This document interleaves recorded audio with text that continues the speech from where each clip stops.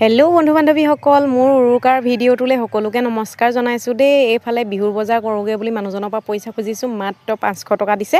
আজিৰ দিনত বাৰু 500 টকাত কি পায়। আৰু এইফালে চাওকচোন, একেবাৰে আজিহে মানে উৰুকাৰ দিনাহে বেছি মানুহৰ বিহু লাগিছে যেন লাগিছে। আৰু মানে প্ৰতিখন দোকানলৈ আপুনি চাব নোৱাৰে, কাপোৰৰ দোকানবিলাকতেতো ক'বই নোৱাৰি আৰু সোমাবই নোৱাৰি, মানে ইমানেই মানুহ।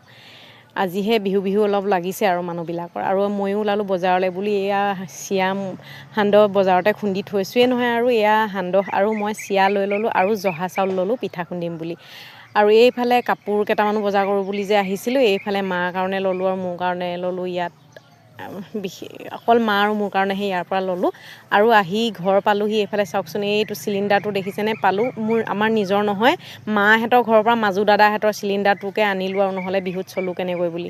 আমাৰতো কেতিয়া পাম আৰু এইফালে ঘৰ পাই আকৌ নাৰিকলৰ লাড়ু বনাম আজি বুলি নাৰিকলৰ লাড়ু এয়া কাটি লৈছোঁ দেখিছেনে। আৰু মই এইখন ৰুকনিয়েহে ৰুকোঁ দেই।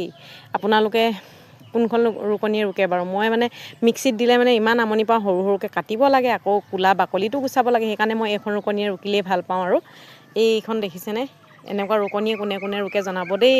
মই এইখনতে ভাল পাওঁ, অকণমান জোৰ দিলেই হৈ যায়, বেছি সময় নালাগেই। মানে দুটা নাৰিকলৰ বনাম। আৰু এইফালে ধুনীয়াকৈ নাৰিকল ৰুকি লৈছোঁ। আৰু বিহু বুলি ক'লে আৰু তিলপিঠাহে এবাৰ নবনালোঁ বাৰু, বাকী এয়া আৰু দেখিছেনে নাৰিকল ৰুকিও হৈ গ'ল। আৰু এয়া চাউল ধুনীয়াকৈ তিয়াই মই অকণমান মেলি থৈছিলোঁ নিয়ৰ হ'বলৈ বুলি। আৰু এইফালে পিঠা খুন্দি আছোঁ দেখিছেনে। এই আহি গ'ল নহয় মোৰ লগত সহায় কৰিবলৈ, মানে সহযোগী এজন থাকেই নহয়, ডাঙৰটোৱে কৰিব পৰাটোৱে হ'লে নকৰে আকৌ।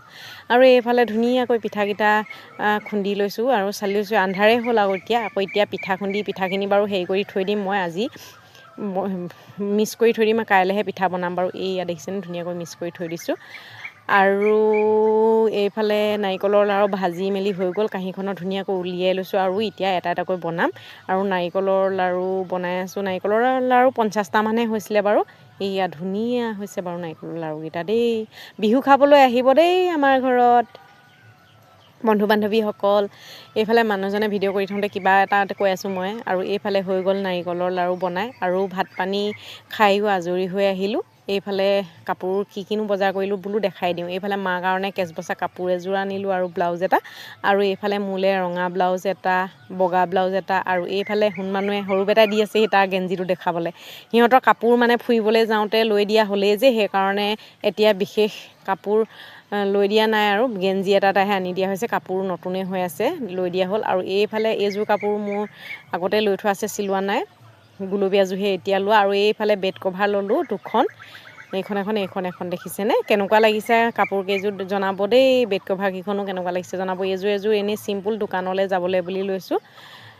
আৰু বিহু বুলি ক'লে আৰু নতুন কাপোৰ যিমান থাকিলেও ল'বলৈ মন যায় নহয় জানো। আৰু এইফালে ঘৰখনৰ কাৰণেও বজাৰ সেয়া কৰা হ'ল, বেড কভাৰ, গাৰু কভাৰ, আৰু এইফালে মোলৈ মেখেলা এখনো অনা হ'ল। আজি ভিডিঅ'টো ইমানেই দেই, কেনে পালে জনাব। Bye bye.